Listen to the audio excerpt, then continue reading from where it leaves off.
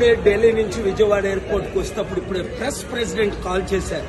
ప్రవీణ్ పగడ విజయవాడ నుంచి వస్తుండగా by road Kovvur దాటిన తరువాత ఆయన్ని చంపేసి యాక్సిడెంట్ గా సృష్టించారని వింటున్నాను.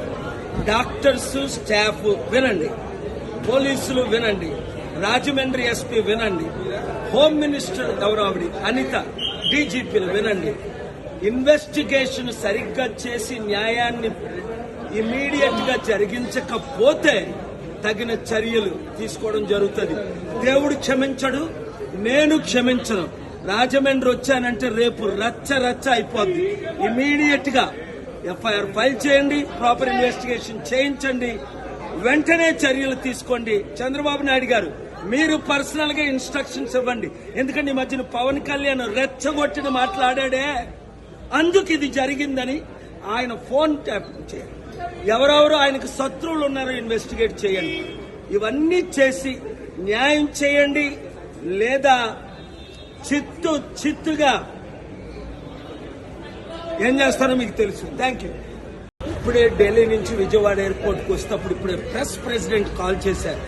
ప్రవీణ్ పగడ విజయవాడ నుంచి వస్తుండగా బై రోడ్డు కొవ్వూరు దాటిన తరువాత ఆయన్ని చంపేసి యాక్సిడెంట్ గా సృష్టించారని వింటున్నాను.